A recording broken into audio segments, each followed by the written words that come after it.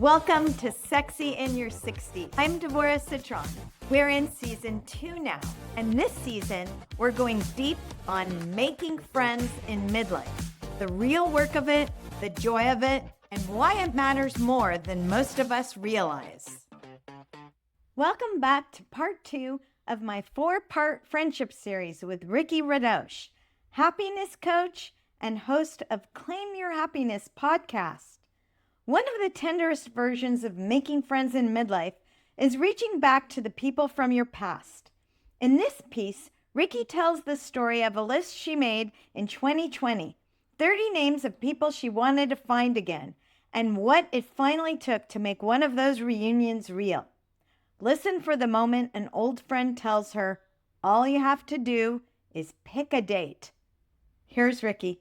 So when we spoke recently, you shared with me about how you've been reconnecting with people from your past.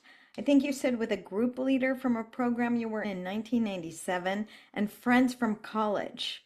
Yep. And I'm wondering if you can share what made you want to find them again now and reconnect. So I'm going to say that it was 2020, right? We were in closed down, lockdown, and people just started popping into my head. A whole bunch of people that I had not seen from. We moved to Florida in 2020, in 2000. And this was now 2020, 20 years. And the thing that I want your viewers to remember, and they'll probably know because they're all of our age, in those years, we didn't have Facebook. We didn't have a way of staying in touch. We didn't have cell phones. So all we had when we left a situation was, for me at that time, my parents' phone number. I left my parents' house. That's all I had was their phone number. And then fast forward, it's now 2020 and we're locked in and people started popping into my head. So I just started making a list and I actually made a list of about, I don't know, I think it was like 30 people that I said, hey, I want to get in touch with. So I just did some research and I just started reaching out to them. And then I realized, wow, there's also some people I'd like to see. So remember, it was 2020. We're now in 26. And at this particular moment in time, which is what you're speaking about, I actually made it happen, right? So I already saw one, and we have a group meeting that's going to be coming up in October for the second group of people. And I was thinking a lot about it as I went to make the plans. So every year I do something called my resolutions, right? So I know maybe many of you do resolutions as well, but I just do them a little different. And believe it or not, I've been doing it, I want to say probably since 2002. So every January, I sit down and I look to see what do I want to have happen this year. It could be stuff about your job or your work, but a lot of it has to do with family, connection. Over the years, I've broken it down into areas, my health, my friends, my relationships, my communities. There's 10 of them. And then I put down what I want to have happen. So in 2020, I did that. And of course, what I wanted to have happen was to connect with these people. And then, whatever, 2021, connect with these people. 2022, connect with these people, right? I just kept pulling it forward, not really doing anything about it.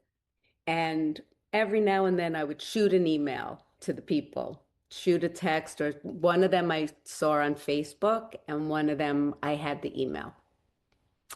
So maybe once a year, maybe twice a year, just shoot a little email. And the last email that I sent, which was about a year ago, January, I probably wrote to him and said, you're still on my radar. I'm still going to want to come and see you. And he said, all you got to do is put a date out there. And I was like, wow, right? The claim it part.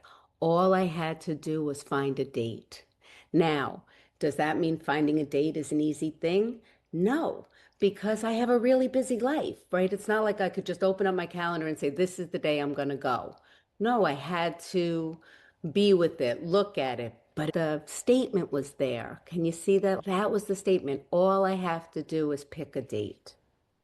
So fast forward this year, I actually saw something. And what I saw was, I don't want to be the one. I was tired of always making the arrangements, always picking up the phone, always saying, do you want to do this? Do you want to do that? Let's go here. And what I was tired of was having to do it. I want to go to theater. I need somebody to go to theater with. So I have to put it out there. Who's going to go to theater with me, right? Can you see? It was like a burden. So sometime this year when I saw that, I was like, you know what? I'm going to put it out to other people. So I reached out to one of the girls from college and I just said, hey, I have a house and it's like an Airbnb. And I said, you know what? I'm willing to have us meet at that house. You tell me when. So I just put it back on her. And then it's out of my space. So I didn't have to do anything, right? Because I was tired of trying to put it together. Anyway, I reached out, said that, nothing. Everything doesn't happen so fast. So nothing. So maybe it was 8 weeks, 10 weeks, 12 weeks later, all of a sudden I get a text from her. And it's a group text to all five of us. And it says, Ricki so generously said that we could use her house to get together. I dropped the ball and now I'm picking it back up. When do you want to get together?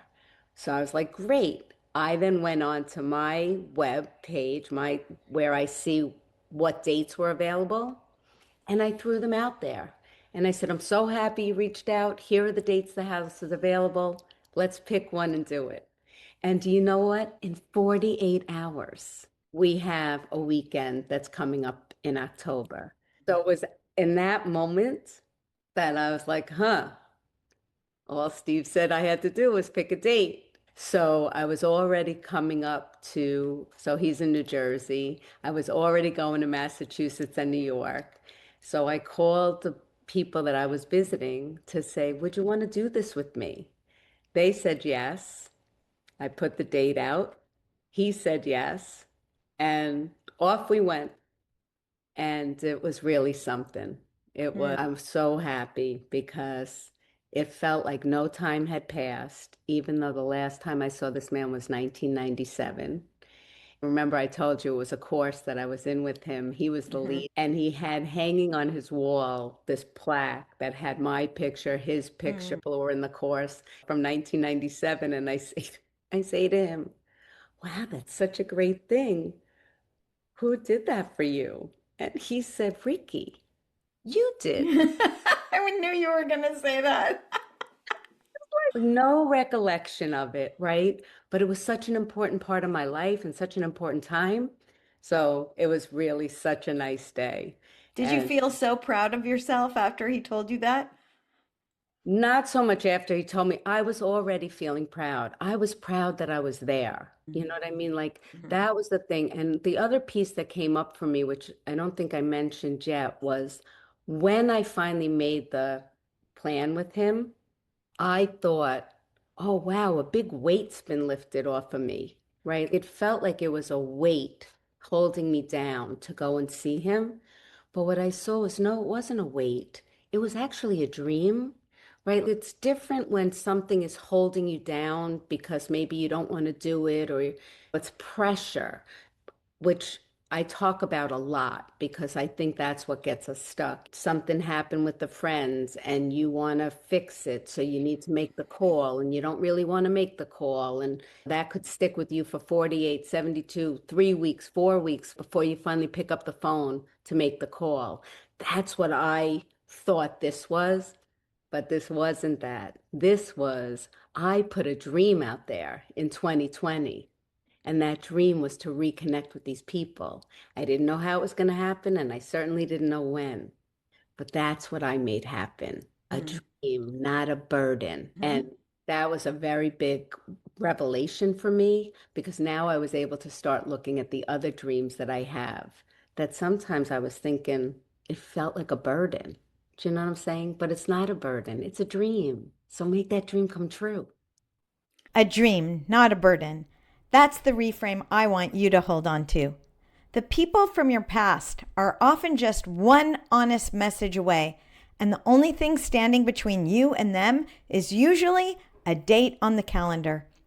If this moved you, Ricki's Claim Your Happiness podcast, her story in the anthology The Grass Grows Where I Am, and her pages at Ricki_Radosh on Substack, YouTube, and Instagram are all in the show notes. So here's my question. Is there someone you've been meaning to reach? Maybe this is your week to pick the date. I'm Deborah Citron. This is Sexy in Your 60s. If today's conversation resonated with you, please consider following the podcast, leaving a review, or sharing it with someone who might need it right now. That's how these conversations continue to grow. I would love to stay connected. Come find me at slentplants.com/contact.